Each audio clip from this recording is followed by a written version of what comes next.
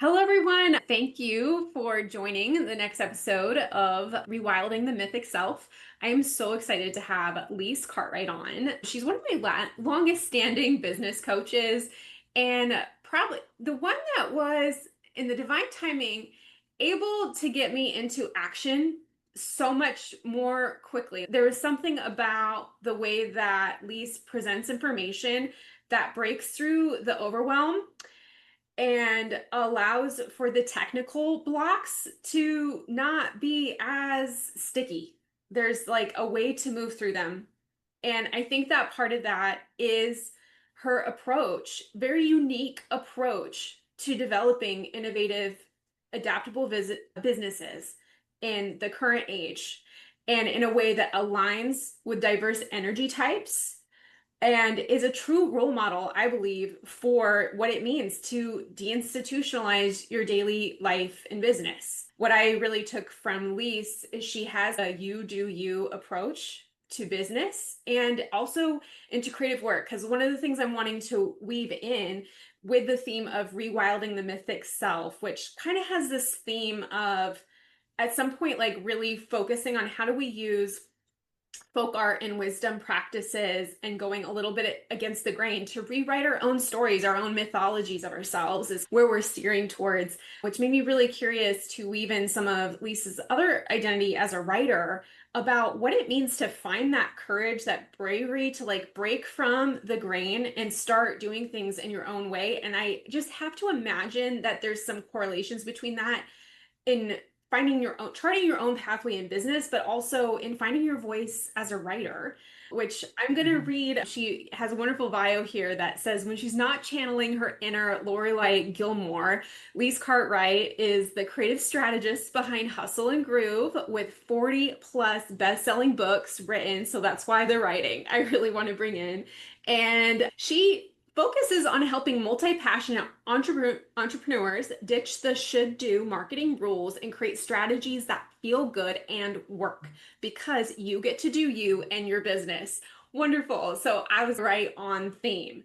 Really, Lise has been an important mentor for me as somebody who's neurodivergent, multi-passionate, and a manifesting generator. I think that's what's really kept me hooked in your world is being able to see a thriving manifesting generator in action, because I think you are able to put your finger on the pulse that those of us who are multi-passionate manifesting generators, it can be hard to find business resources that are really catered to how we thrive. It is. I struggled myself. And I don't think I don't think I personally class myself as neurodivergent, but I do tend to attract people that just come into my world. And I think it's just because as a manifesting generator, you tend to be always moving, always doing a whole bunch of things. And I just feel like when I figured out the human design piece, everything clicked. Before that, you'd have moments where things would be really good, things wouldn't be that great at all. But since discovering the human design component, I wouldn't say that everything's smooth sailing because we're all human beings and we never do everything how we're meant to do things.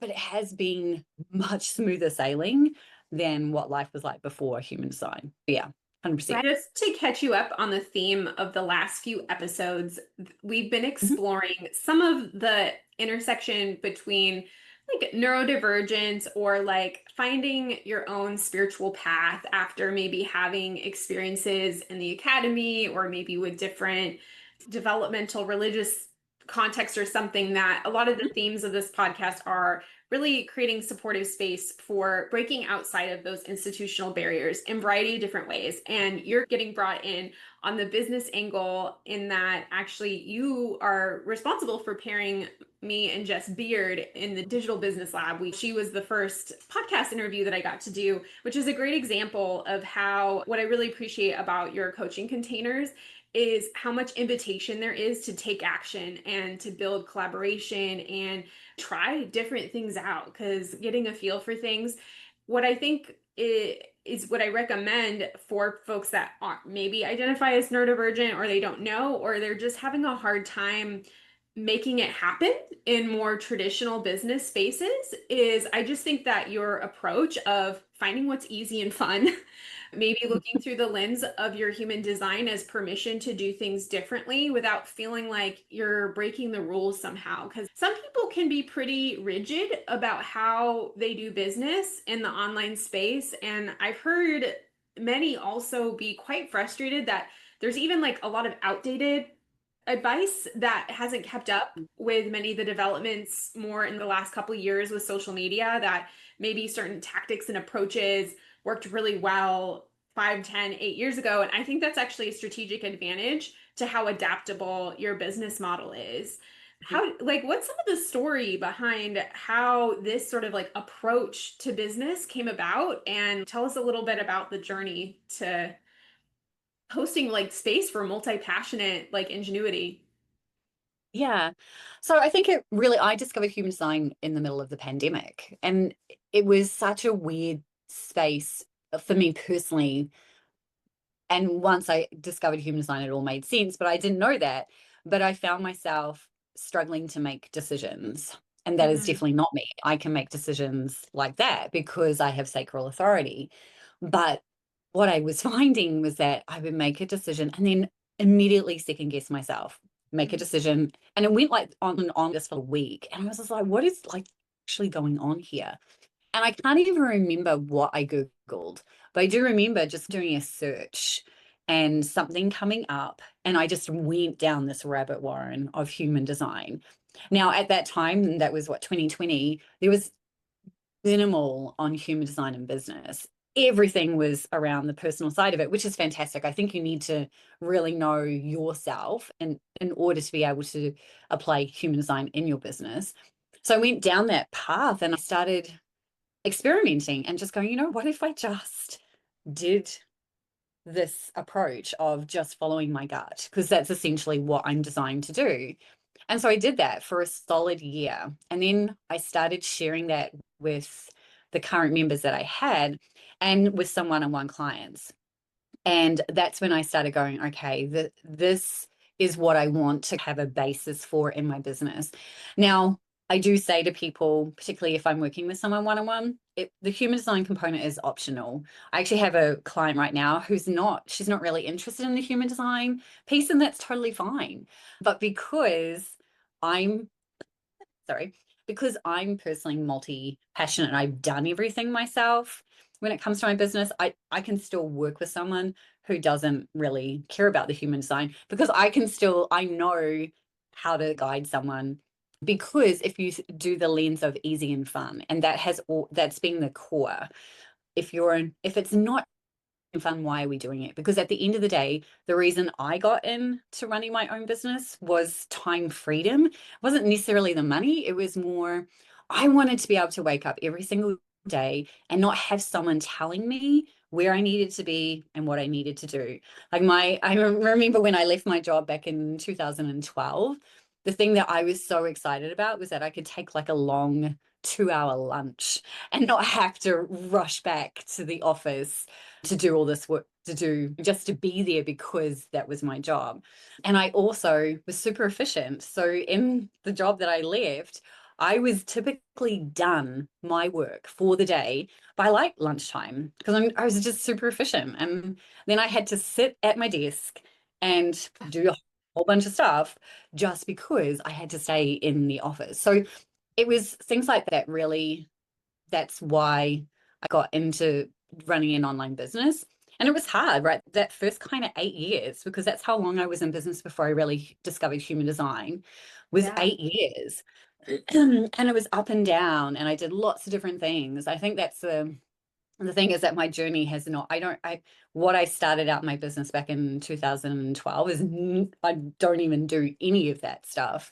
But I think that's the key is that whatever it is that you choose to do in life, it doesn't necessarily, we don't have to talk business, but in life, if it's not fun and if you don't enjoy it, what's the point? Like, legitimately, what is the point? And if you spend any amount of time on traveling, if you spend any amount of time watching people doing things differently on YouTube, right? Like that's, I love watching people who are traveling the world and doing things differently. You start to realize that working for, doing a job that doesn't actually bring you any joy just for money isn't fulfilling. I'd rather earn much, much less and enjoy what I do and be able to spend time doing the things that I want to do than have a whole bunch of money sitting in the bank. So yeah, so I think that's the journey was just I started experimenting with it and it's stuck. It's the thing that has stuck the most. I've tried so many different strategies throughout running my business. This has been the one thing that is just being natural. And it's just because I'm doing the things that are inherent. I'm not trying to be somebody else. I'm not trying to do something that doesn't feel aligned. And I think that's really what I wanted to help other people figure out is how do I do this myself and decondition out of doing things a certain way just because those people have had success. And I totally get it, right? I totally get why you follow somebody and you start doing what they recommend that you do. And then you start going, this doesn't, it either doesn't feel quite right or it's just not working. And so instead of stepping back and asking yourself the question, why isn't this working? Most times we go, I'm the problem. And it's not. It's more whatever the way that they're doing works for them specifically. We just have to figure out what is easy and fun for us.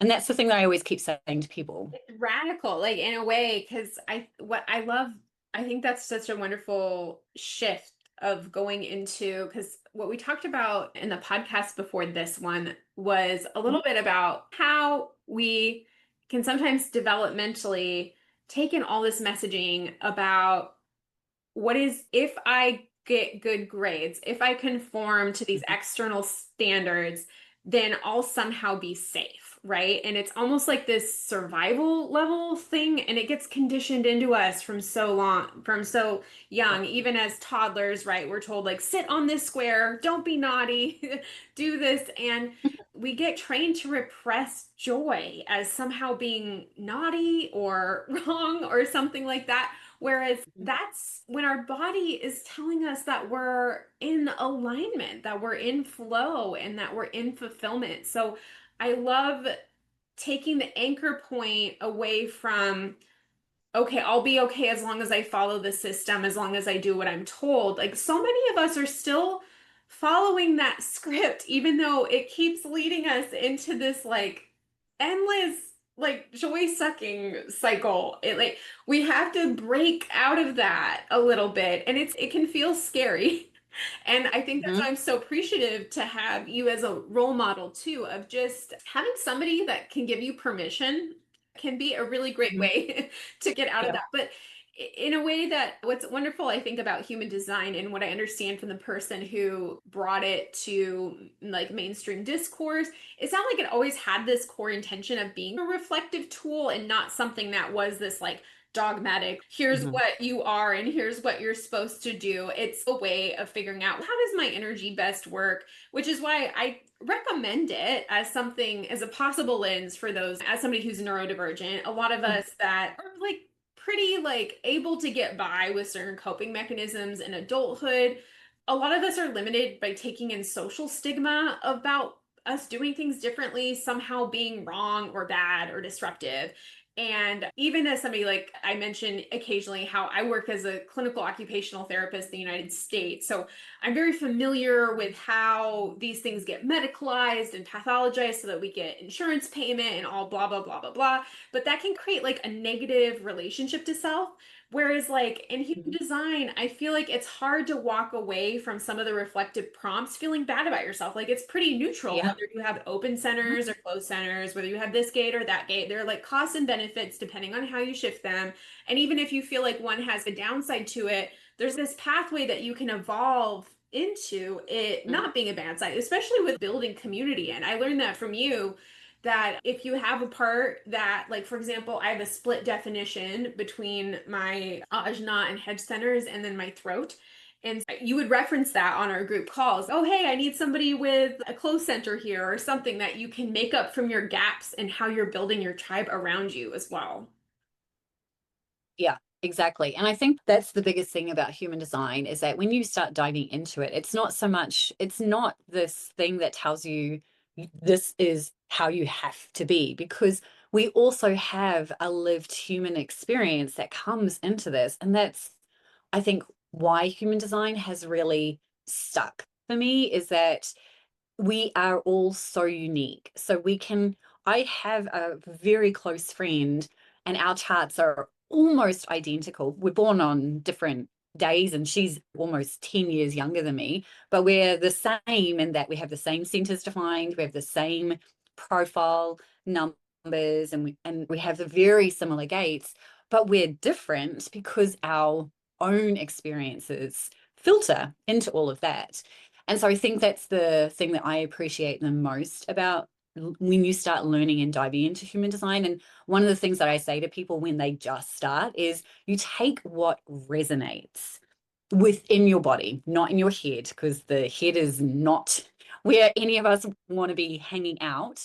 It's not a decision-making center, but it's here to process, and we have a lot of ideas coming to us, and so this is not a negative area, it's just consciously what you do with all that information. And so that's what I always say to people is it's very much about what resonates in your body. What, when you're reading something, does it resonate? And sometimes it might not feel true for you right now, and that's totally fine. And that's often because it's an area of conditioning that gives you the ability to explore. And you're right, there's no bad element to your chart. Just because you only, like for me, I only have 3 centers defined, everything else is open. And so all that means is that it doesn't mean that I don't have access to those centers. It just means that I don't have consistent access to the open centers. It means I have a lot of flexibility. And I think, again, that speaks to my zone of genius of as to why I do the things that I do is because I'm so flexible. I'm so open. I can look at things so many different ways because of having those open centers. But also the flip side of that is I also have to be really self-aware when I'm out and about that I'm going to be impacted by people.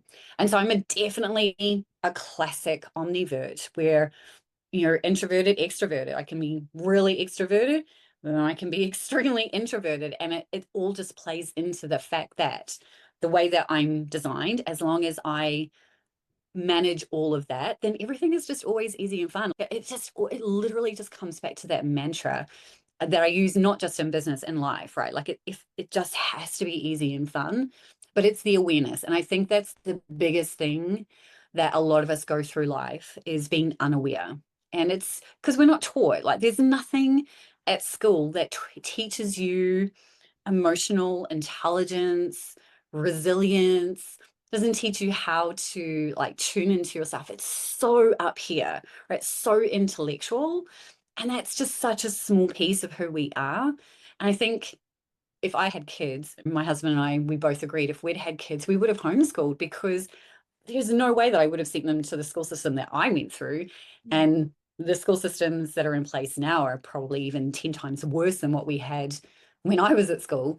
And so I think that's the biggest thing is that when up until 2020, I was probably 50% aware, but after going and learning about my human design, now I'm super conscious. Like I know when something doesn't feel right or when I've gone off on a tangent, right? It doesn't mean that I don't do things that I probably shouldn't because I'm a human being and we're not perfect, but I know when that happens and I know what I need to do to get back on track. And I think that's the biggest challenge is, and this is a weekly conversation that I have on Voxer Coaching Day with members, is you consciously have to be aware of what is happening. And it makes it a little bit harder if you have an open head center because that's where a lot of the stuff is going to happen.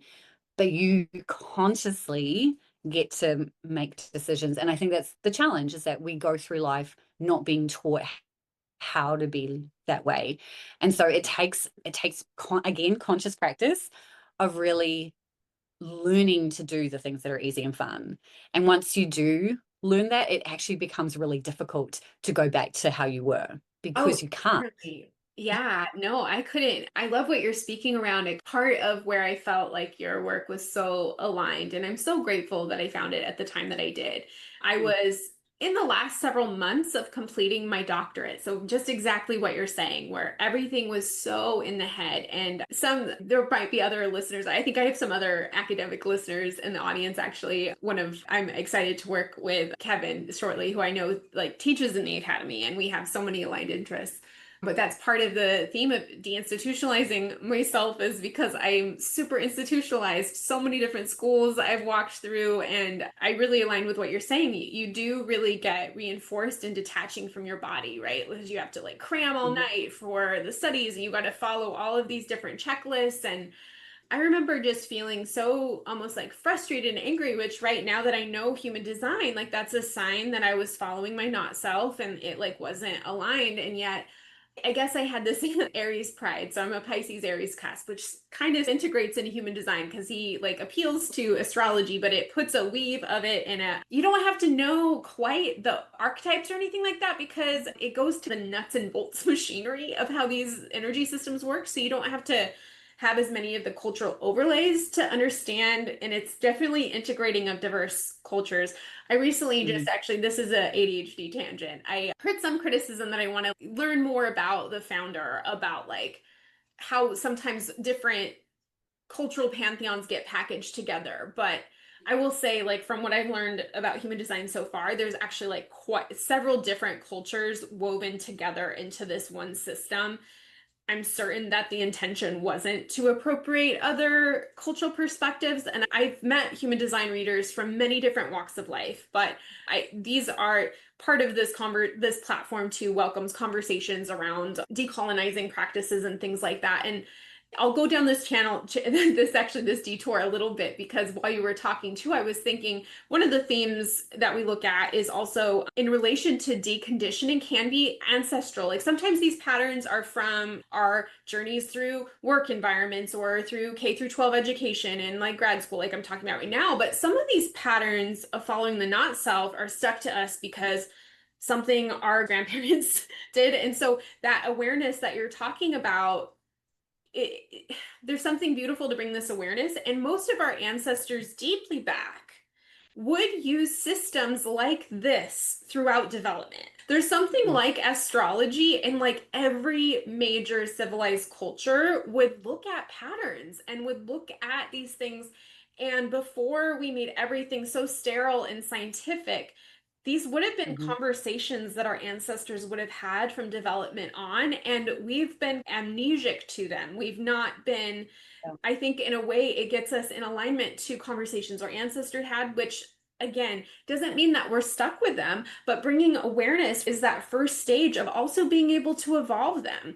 Who was it? I think it might have been Jess that brought up that this is a pretty recently developed divinatory technology, or however we can classify it. I think that makes it nice in a way too, because it might not have some of the stereotypes too of the other one. Like I talk about tarot a lot on the podcast, that has a lot of stigma around it. I think they're all like, I'm someone that has always loved personality profiling. Like I've always done the personality things.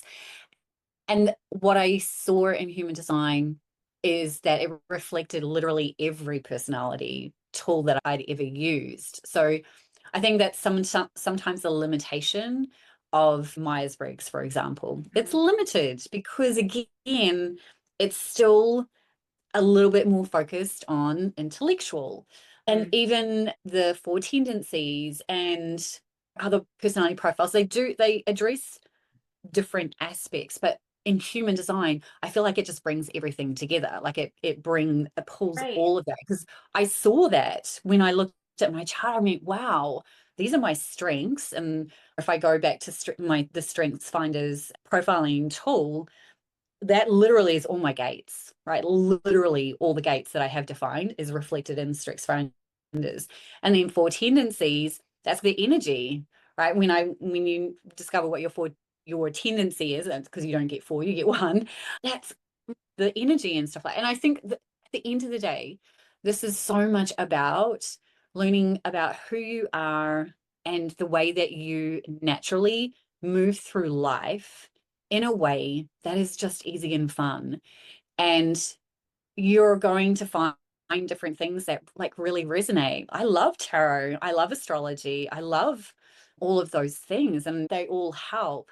But I think what I found, and I think that's just because I'm a person who likes to do, I don't like to sit and learn a whole bunch of stuff. I want to do it, I want to figure things out. So for me, that's what I found about the human design component, is that I could look at it and go, okay, I can see how I can actually implement this. Like, it actually now gives me this ability to be able to do something with it. Whereas everything else, it was just didn't quite have the Didn't really stickability that I, land.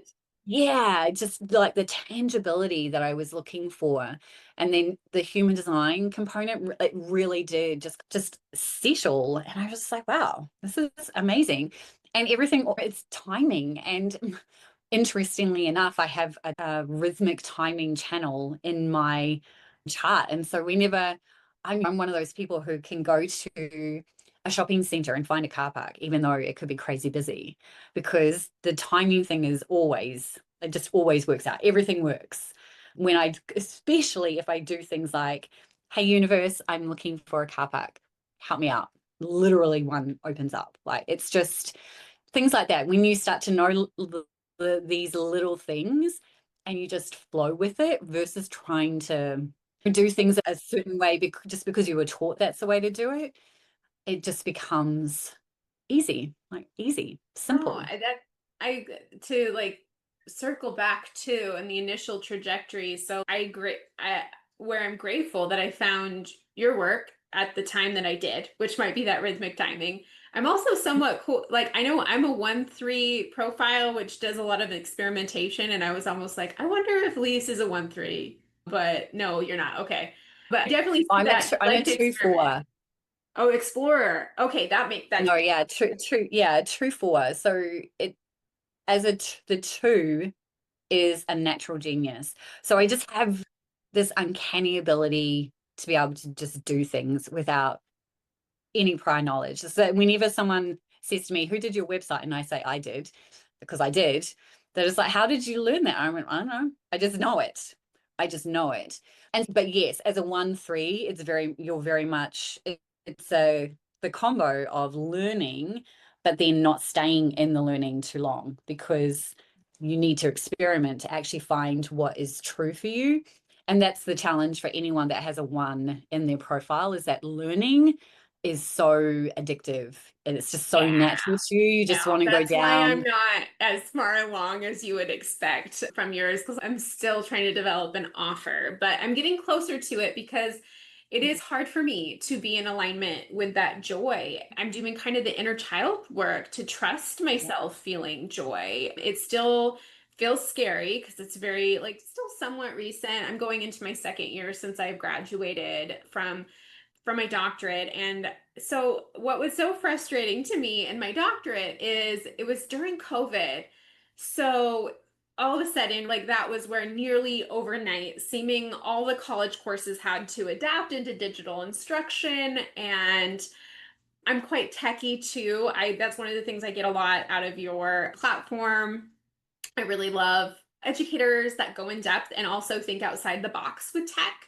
As soon as I saw Kajabi's price tag and what I would have to develop, because I had to develop an online course for my doctorate, and the whole goal with occupational therapy is to make things maximally accessible to so many different types of disability status. And the unfortunate thing about that in the online world is that the features that are disability accessibility features are actually like quite premium for the different software that's developed. So you have to pay pretty steep, near monthly software fees just for me to be able to try out building something to see if it was possible. So I was in this quagmire of a doctorate project where I had to demonstrate that I could create something at a doctorate level. I had to be in alignment with the current best practices of like doctorate level education. So not only creating an online course, but one that was up to this specific standard. I had to make it maximally accessible to different disabilities, and I had to cover the content in such a way that I wouldn't upset any of the different academics in the space. And while the university system has very stringent standards about what it defines as like appropriate educational curriculum, and to a certain extent, this course, it had to be like a resume for me if I ever did go into the academy. And what I found is a lot of the academy, it's similar to, I think people talk about new media and old media. I ended up, and I think it actually relates to what you're talking about in terms of like embodiment of being in the head versus the doing. We have a similar Mhm. interplay between that as like field clinicians and the academics, right? So the academics really focus on like, how can I publish in the highest impact factor journals? And I was just going crazy as a clinician because it was like, what are you guys doing? Like, you're publishing all this work that we need, but like, you're putting it so far away from us and we can't even access it. Like, what's the whole point of this? And so that became Yeah. my passion to try to bridge that gap, but it came at a fracture point between both the systems. I'm super impressed with what I was able to create, and obviously I was able to earn my degree. But as soon as I had earned it, what I found is everything that I did for my course to make it eligible for my degree was exactly like the opposite of what I would needed to have done to make it actually meaningfully accessible to anyone or like marketable in the online content. And I have this spiteful part. So I wanted to see if I could make it happen. And your thing, when I think the first offer that I took from you was how to do like micro offers or like how to break your bigger project into something smaller and accessible. And that's what I knew. Okay, I got to do this with my doctoral project. And thankfully, with your guidance, and especially with being able to see behind the scenes a little bit on the tech and like how to break it down, if you're somebody that's listening to this and you like want to, you're also maybe multi-passionate or like this idea of doing things easy and fun. There's so many different entry points to get into Lisa's world and incredibly accessible work. So we have a link in the show notes and on the blog too, which can you remind me again about the what we're sharing with the listeners today? Mhm. People can get their human design chart and Oh, there business you go. The card. chart. Yeah, perfect, which is actually wonderful because I've had three human design podcast themes and none of them have had a link to get a chart done. So this is wonderful. So if you're listening now, there's finally a one where it like can break down, which I've given some caution to those that are listening that like when you first download your chart, it's super overwhelming. It's a lot.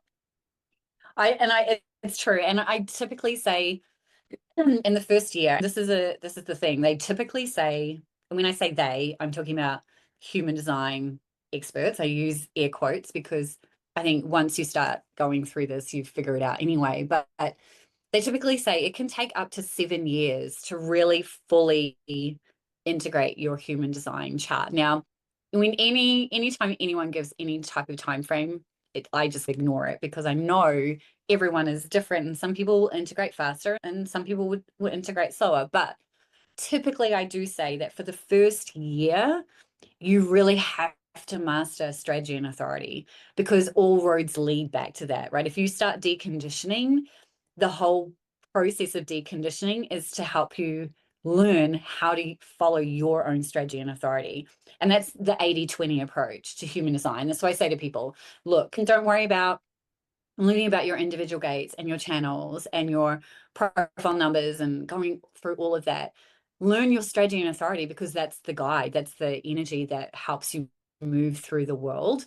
Now, every time I say that, and you're the same, Tracy, whenever you have the one in your profile, you're going to ignore everything that I just said and you're going to do a deep dive into everything. And that's totally fine. As long as you remember that you can learn all the things, but you have to implement in order for it to actually sink in. The theory, the learning of it is great, but when you have to start integrating it into your world for it to stick, I think that's the thing because our brain needs proof that the way that you're designed is actually going to work for you. And the only way that happens is if you start doing it, and you have to be consciously doing all the things. Yeah, so that's all I would say is that yes, when you download any chart, it is a lot.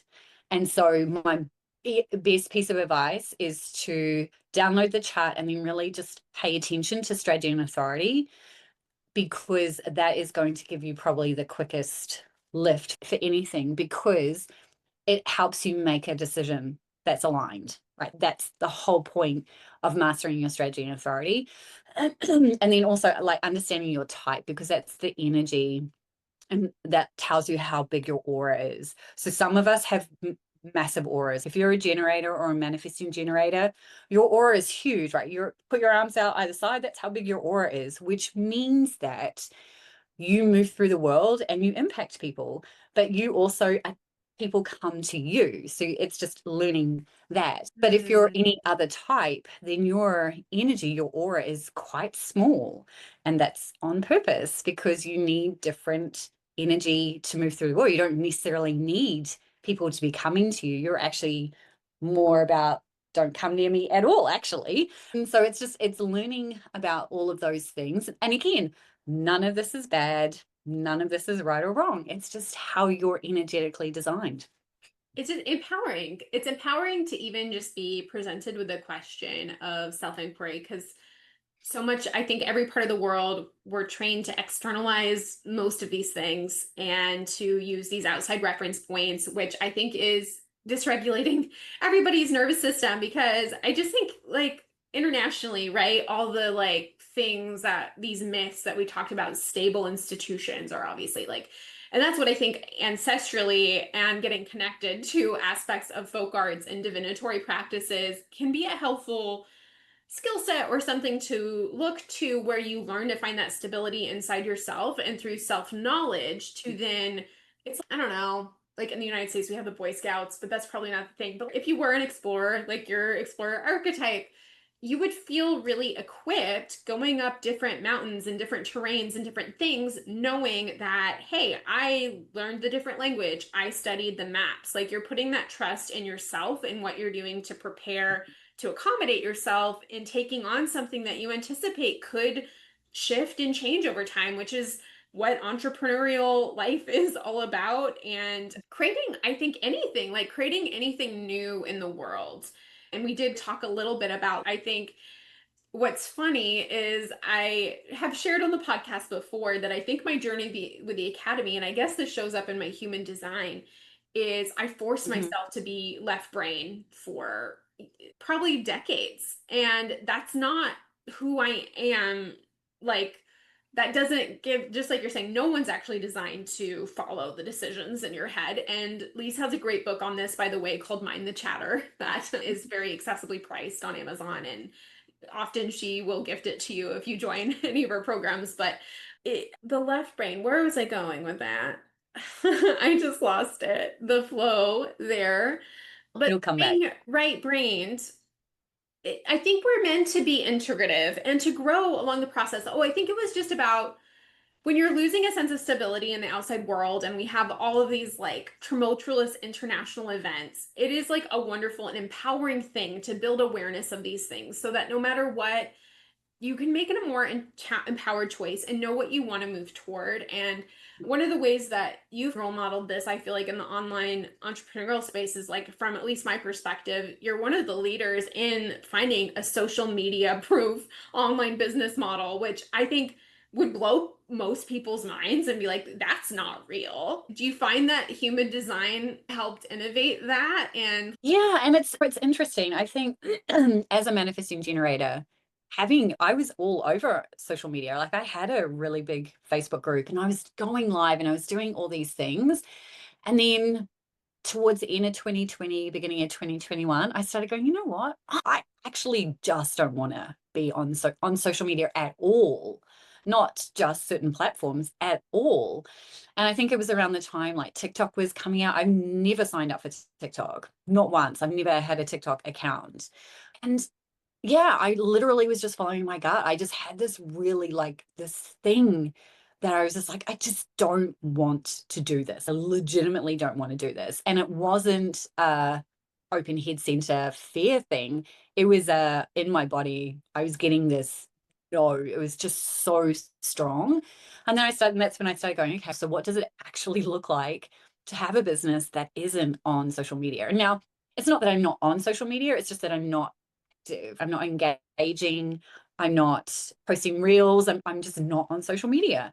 And I'm not even really on social media from a personal standpoint either. We're traveling full time, and I created a private Instagram account just so I could keep my friends and family informed.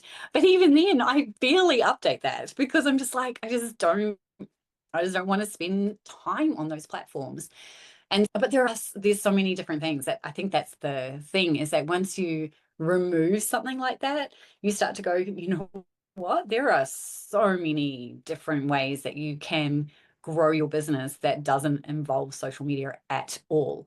And social media has just gone through this massive change in the last 10 years where it is increasingly harder to get any type of visibility without paying for it. And again, I just buck against any of those types of models that make you have to pay to be able to get in front of an audience. It's ridiculous, particularly now with AI, right? There's so many things that you can do that now AI is the thing that discovers things.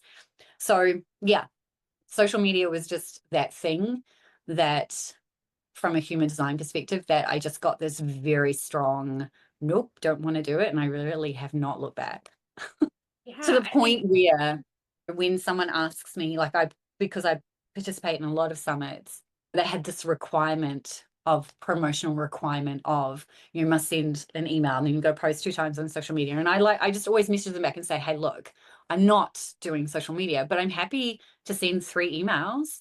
And most people will come back to me and say, I'd love that, because email is way more effective than sharing on social media, particularly when you spend the amount of time and effort that I've put into my email list and I have a really engaged audience there. And it's just way more effective. So yeah.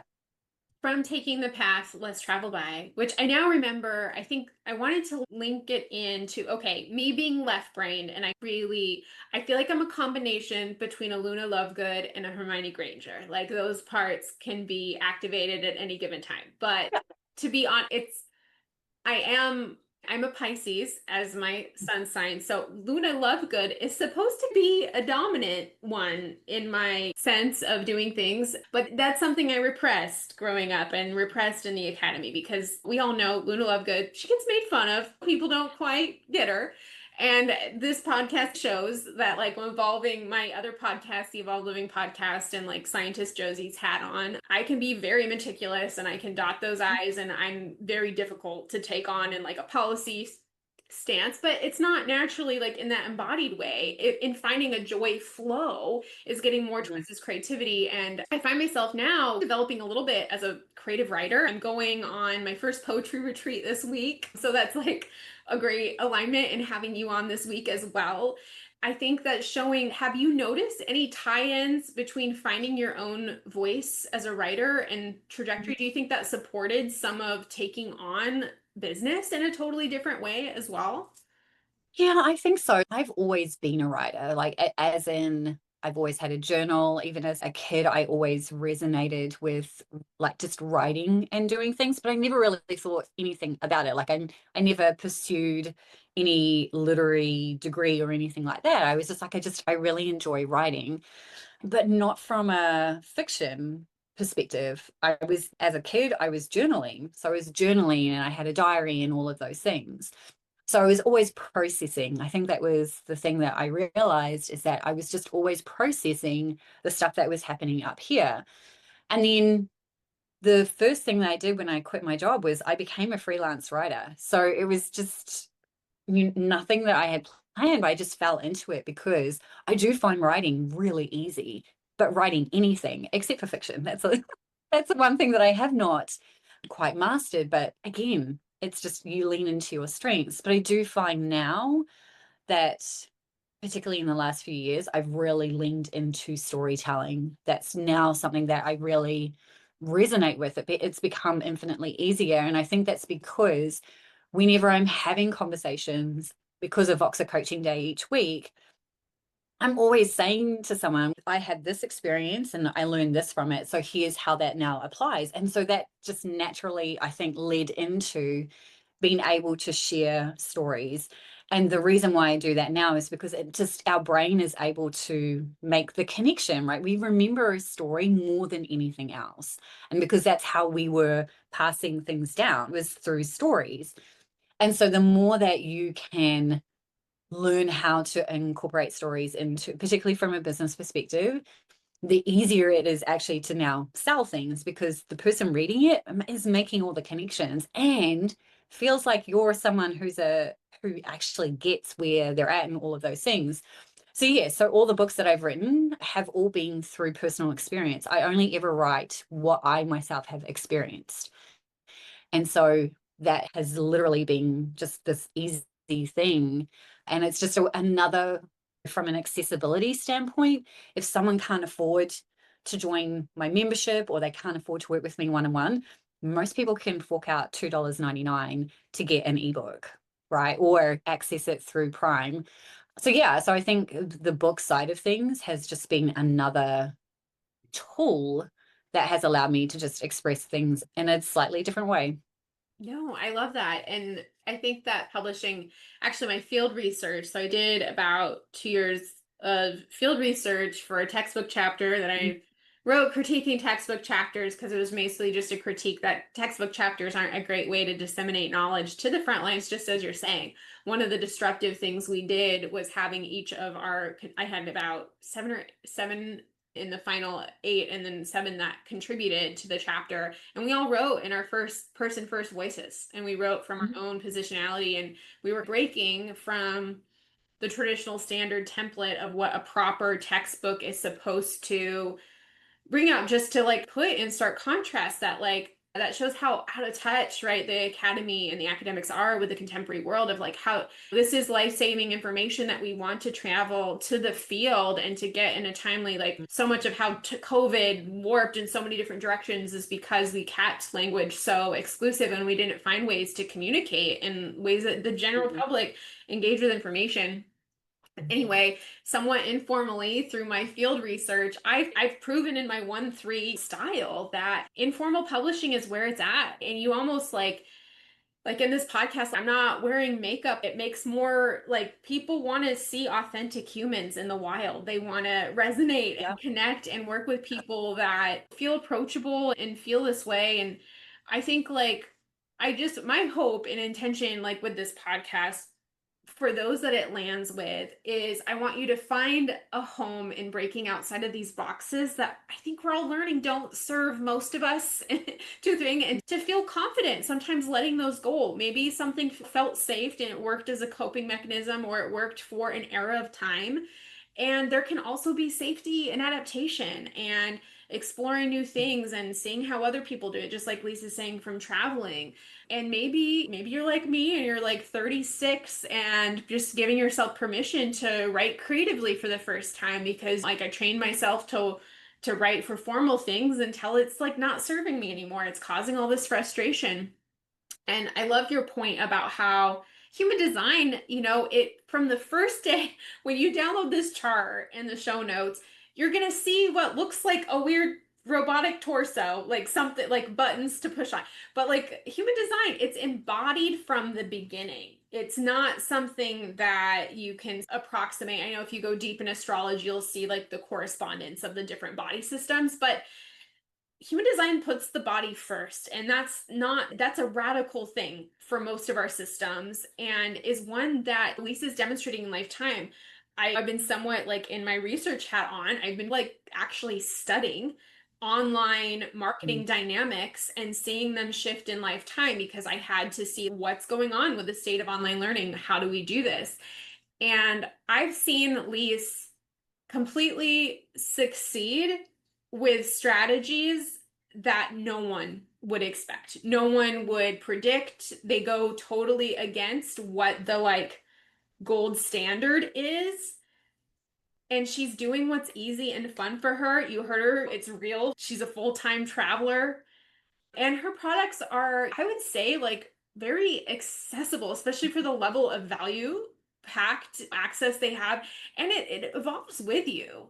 Like Mhm. I have shifted now. I have a totally different brand when I started in Lisa's world, in a part because these resources allowed me to grow and find what is my authentic voice.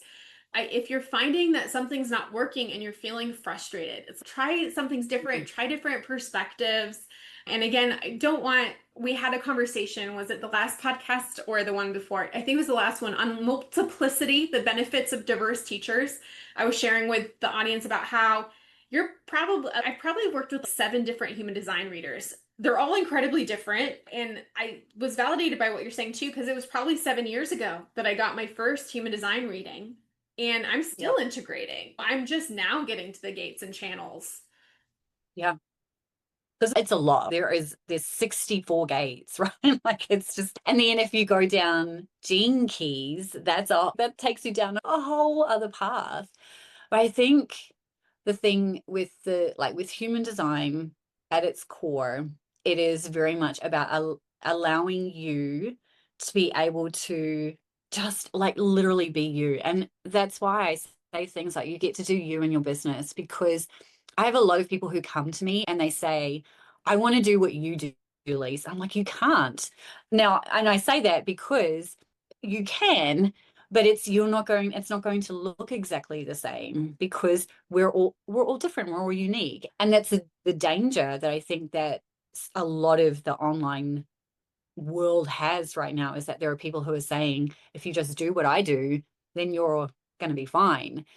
But it's not. It's You can look at what I do, and then once you understand your unique gifts, strengths, and talents, you then can tweak and refine it to your way of doing things. Because the way that I do something isn't right or wrong. This is just what's easy and fun for me. So that's how I do it. That's how I approach it. For some people, what I do is crazy. It's a lot. Like if I was to break down all the things that I do on a day-to-day basis and how quick things can happen. I was having this conversation with one of my members a few weeks ago. She's a projector and she's an emotional authority. And so it takes her a little bit longer to do things. And she's been talking about doing a podcast for, I don't know, 6 months. And I only made the decision to do a podcast a month ago. And I've already got almost second season done. Right. So Yeah. that's just how this happens. And she keeps beating herself up every time we meet. She goes, oh my God, I still haven't. I'm like, what is the point in comparing yourself to me? Is like literally 0 point. I just did the thing that was easy and fun. You're still figuring out all the pieces that you need to figure out, and it's totally fine. But as soon as everything clicks for her, it will be really quick, because projectors, once they know that, they will be faster than anybody else. But it's just, you just have to lean into your own strengths and then be able to just put blinders on to everything else. And I think that's another reason why I personally left social media, because as a 2/4, I don't need any more inputs. I like, as a 2, everything I need is already actually within. So the more that I go down that path, all I'm doing is distracting myself. I can just ask myself, what do I need to do here? Or what's the thing? And that's the thing. It's learning to be able to trust that everything you need is already within. Or depending on what your profile numbers are, it will literally tell you where you get things from. And because I don't jump on social media, I'm not distracted and I'm not worried about what anybody else is doing. I'm not comparing myself or anything like that. I'm literally just doing me. I'm just doing myself, whatever. And I think it's so freeing not to have to worry about that stuff. I genuinely don't care what other people think, because at the end of the day, I'm the one that's responsible for my life and my business. Nobody else. Like nobody's rescuing me if something goes wrong. It's like that's the thing. And that's both scary and freeing at the same time. Yeah, and finding the calling and the flow and being very adaptable. That's a big part of why I've also branded continuously under Evolve Living. And it's sometimes it's hard to find people that embrace and are like really excited to be part of change and the new wave and things like Mhm. that. You strike me as like another like beta tester type person of, oh yeah, let's try this out. Let's see how this goes. Yes, It's nice to be I around love. some, yeah, others that are enthusiastic about change. And where Mm. what I found when I was running into kind of see, won't pretend to know exactly what's going on with the others, that's like having a hard time getting the podcast to land.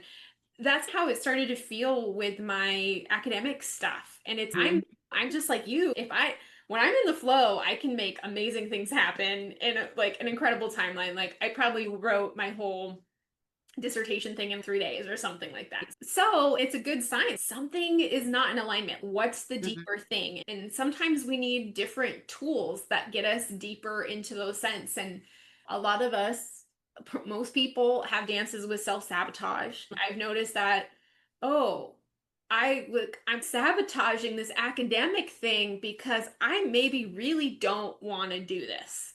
I had to force myself to do it. I had to delude myself into thinking I wanted to do it, but now I'm rebelling and I'm making it not work, probably on purpose. And being more in touch and like following that, your encouragement of what's like easy and fun is, yeah, I just want to talk about tarot and I want to do all the naughty things you're not supposed to talk about as a scientist.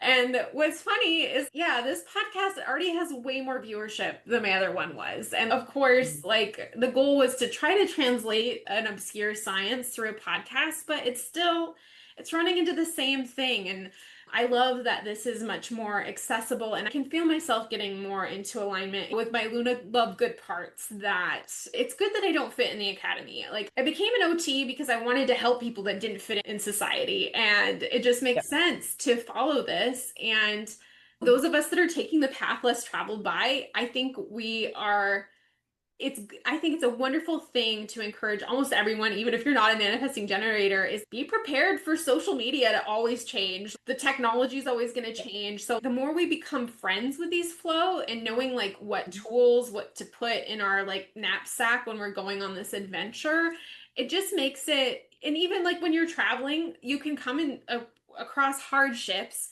but there's like a joyful approach to it. And I can see that mentality with what you're like, if you run into these stumbling blocks, pausing, taking a thing. Wait, but what would be easy and fun right now? How could we Yeah. turn this? Like, how can we turn this into an adventure instead? Yeah. Exactly. Yeah.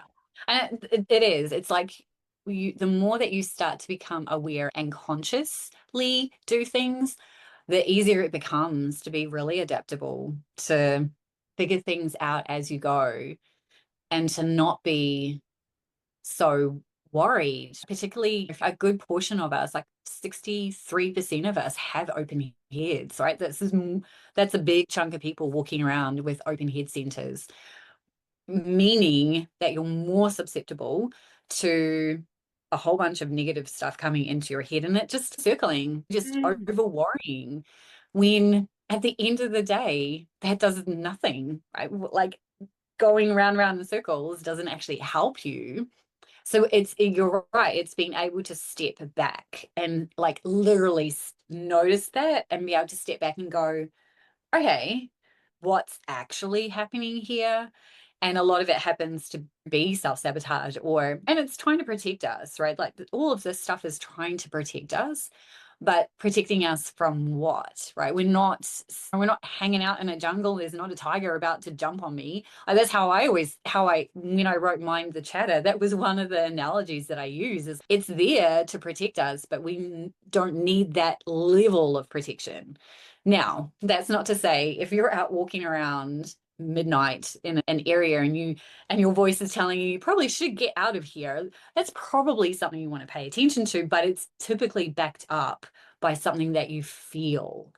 So that's the thing that I've noticed, is that I might have this stuff going on up here, but I always drop down into my gut to see if it's true or not. And that literally brings me back to why strategy and authority is the thing that you want to learn to master, because that's the whole point of it, is to not, you don't go off on these tangents. You literally start to trust what your body is telling you. Yeah, I love that. I'm at an apex with that in terms of recalibrating my relationship with software. So I got into kind of a bind during the COVID doctoral project of, oh, I have to pivot and do online education and I have to maximize. So I became very susceptible to lifetime software deals that had different disability accessibility features. And I'm looking at my relationship to that. And that's one of the ways that I'm stayed. I don't know. No, and I think some of them are wise investments in the lifetime deals. Like we both got the heartbeat one, which is like Yeah, gold, I think. Oh, how wonderful that is. And I love heartbeat so much. So I even recommend joining Lisa's world just to see how she has heartbeat set up is like such a wonderful and I highly recommend. I'll include a link to heartbeat. Definitely check that out. They're like one of the most accessible online learning chat. It incorporates all the features you can have. You can really set it up almost any way exactly like you what you want to. People get there's an app, you get direct yeah, notifications on your phone, courses, everything's all in one. And I think that their entry level plan is still like under $50 if I'm not yeah, mistaken. So it's a really yeah. still It's a like good time to $30 a month. It's like yeah. it's still accessible. Yeah, I'm like Heartbeat was one of those things that I was just like, this was a no-brainer. Like I literally, and it was at the, it was, again, timing. It was at the time where course platforms were not like I was with Teachable for a very long time, and they started doing this as a thing. I'm icky business practices, and they started ramping up their costs. And I was just Yeah. like, no, I am not here for that at all. And they just did something in the last Yeah, like month that yeah. was, yeah, even ickier, where they've closed my school. And I stopped paying, like I stopped paying for it. And they said, you can't build any new courses on here. And I was like, that's totally fine. But they said anyone that has purchased or has access to any of the courses that you have here, they can still access. And I was like, that's great. But they took that away.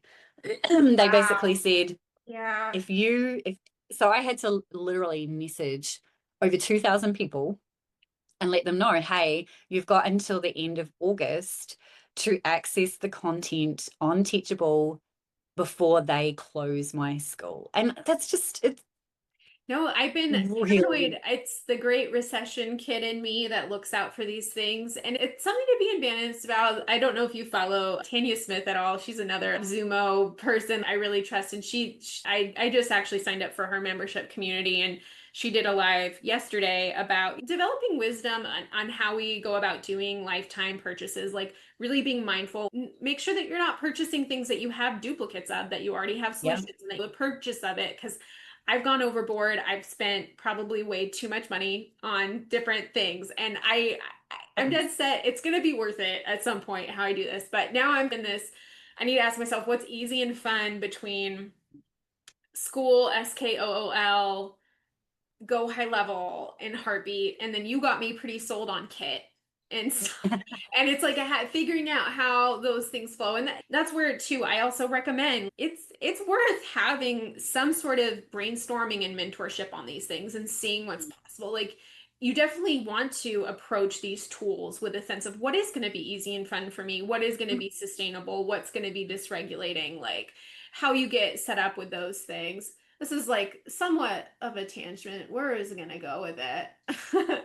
But yeah, having this approach, this mindset is so helpful in navigating, honestly, not just business, even though I really say your offers are really about taking action, growing something Mm, that works for you. I would recommend some of your books for other like mindset based things because I'm sure you've written on broader topics besides business. But Lise, do you want to talk about some of the entry points of people that are, oh, this sounds interesting. This sounds like something that might be, I'm sure people that are listening to this are interested in entrepreneurship on some level. Like, how can yeah. people start to Yeah. connect with So you? I think if the human design side of things interests people, then the Cultivate Your Business book series is where I would always direct you because it literally is a blueprint for how you take human design and actually start applying it in business. And because it's not as easy as you would think. Mm-mm. Like you start to learn how you follow your strategy and authority, and then you're like, how do I then layer that into business? And because I have the unique perspective of working with all the different types, right? So that's why I wrote the books, because I was just like, okay, I know that as a generator, it's going to go this way. If you're a manifesting generator, this way, projector, this way, manifestor, this way, and reflector, that's a whole other ball Mhm. game. So if that's where you want to go, then yeah, if you just literally go onto Amazon and type in cultivate your business and my name, you will see all 5 books come up, and they're designed to be, they're standalone, but they build on each other. And then yeah, mind the chatter for the mindset stuff. If you've got any interest in being an author, then I have a few books on authorship because I've written all the books and I've self-published the whole way through. And then everything else I have is probably more around email marketing, finding your authentic voice. So that's like kind of all the stuff that's on Amazon. And then everything else, really, the entry points right now would be to get like the human design chart or the daily cash flow checklist. Those are my 2 like lead magnets. Sorry. And then when you get into my world, then you get presented with all the different offers. So Yeah. every Friday, I do a flash sale on an offer. So you can get 50% off. And so the thing is, nothing is expensive. Like everything, like they might be $22, $33, $44. Everything's under $100 predominantly. And then I do some one-on-one coaching, and then I have a couple of memberships. So it really is just a case of whatever works for you. Yeah. And if you're if you're, I would say I was not a little bit naughty. Like I enrolled in your world, even though I'm like, I still don't have an offer. Though I know you like to work with people that have a little bit more foundations in place. So like Lisa's a great fit for, especially even if you've been in business for a while and things are just stuck and murky, like you'll be very well served. Like not, you don't have to go back and do like basic stuff. I would still recommend engaging in Lisa's content and work and like following, even if you're just somebody that you know is gonna do business differently. If you know from the front end that a lot of what you're seeing show up on your For You page or whatever about business, you're like, that's just not gonna work for me. I still have gotten a ton from following Lise, even being in more like the beginner stages and stuff like that. And a lot of it though is like she'll teach you like here's how to build your first 1,000 followers. Here's how to and how to craft an offer. So like you'll get the basic stuff, but it's a good if you join Lisa's content, be prepared to apply it and like maybe not hit the ground running, but start doing some skipping and some hopscotch. Like she'll get you moving, which is what I have really appreciated about the space more so than other. It gets you out of your head and into what feels good. Let's try this, which is why I was actually going to recommend too, if for others that like want to get a little bit more feel too, is Lise has a great YouTube channel that like really spells out a lot of her philosophy and things like that. But I love how that you get to be a guest following the conversations like we've hosted Jess Beard on how human design intersects with archetypes and how that can show up and how like working through archetypes can help unlock different levels of your evolution and moving forward. And we've talked about human design as it relates to trauma healing and trauma recovery. And both of those things could feel maybe a little bit more abstract, but yet here now you're seeing with Lise just how tangible this can get. Like it's not just all abstract woo and flowy. It's actually how do we learn about ourselves such that we make day-to-day actions that make sense in actually producing a life we want so that we're agents of proactive change rather than like staying in a victim mentality. There's a little bit of once we know what's not working, it's on us to choose what could, at least Yeah. try it out. Yeah. 100%. Like I used to spiral, right, with an open head center. I used to spend all my time like up here. And then I can't do that anymore. I'm just because I have conscious awareness. And I think that's the thing that I always say is you can't do that if you're consciously aware. And it's a constant reminder. That's what I get a lot from my members who've been with me 2, 3 years. They say the reason I stay is because I get to talk to you every week and you remind me not to that I get to choose this, that I can step out of this. And I think we all need coaches. Like I have a coach. It's not like I'm sitting here going that I'm the oracle. I'm certainly not. But I love being that for other people to be able to just be like, why are you doing that? You know that you don't actually need to do that, right? Like this, it's just a quick reframe allows someone to go, oh, yeah, that's right. And then off you go. I also feel like it pairs, like I could see aspects where having strengths and embodiment as a writer could open up some of these Mm, possibilities, but I also think that you are quite distinctive and skilled in your innovative use of software. I think you are aware of possibilities that wouldn't strike many people. And that's like mm, another pitch where I would say if the tech stuff is really getting you, and that's what I ran into in my doctorate, is because I had to apply these learning theories and I had to use a complex patchwork of different tools together in order to demonstrate that I could build it. I feel like it's never going to be, I think every academic feels this way that, oh, I did this and no one will appreciate it. But I'm definitely impressed with what I was able to do in the middle of the pandemic mhm, and patchworking those things together. But I think sometimes mhm. it can be rare, especially because I know, I imagine you identify as being Gen X, I would say. I don't want you to like age yourself or anything like that. Mm. But I always get confused because I never remember. So I'm 47. So I think you're safely not quite a millennial. You're like 10 years no, older than I'm not. me, but No, I'm not a millennial because my yeah. youngest brothers are millennials. They're twins and they're 37. So I Well, know I that think they're millennials. I tend to not always hang out with people my own age, and I'm working on that. But I will say that Lise is an exceptionally tech savvy Gen Xer. Mhm. That Jamie Arias, she's like another Gen X tech person too. So if you're listening to this and you want to get into online business and you're like overwhelmed by the tech, I highly recommend Lisa's standpoint of breaking down, knowing the different possibilities, the different platforms, and finding something that just makes sense and that's customized to you.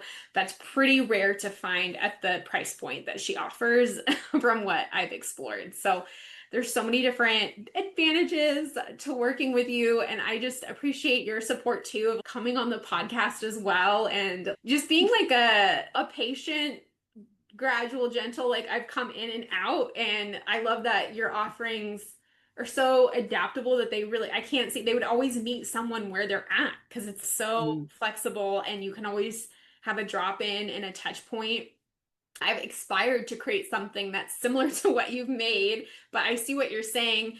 It is going to be different how you do it. But it's so nice to see, hey, it's I think from all of us, like from a feminist standpoint, right? Like it's so nice to have these cycle breakers of wow, a woman CEO. Oh wow, like a woman that's a prime minister. Like we need Mhm. examples of people that are out there doing it that are defying the like mainstream voice. Like those are all the people that are killing it right now in the online business space. It's like the people that have been daring to do it differently for the past like 5 years. I'm seeing on the rise. Whereas Mhm. like following the same template stuff is like why we have a trust crisis Yeah. is people didn't actually like super being marketed to that way. There's freedom to find you.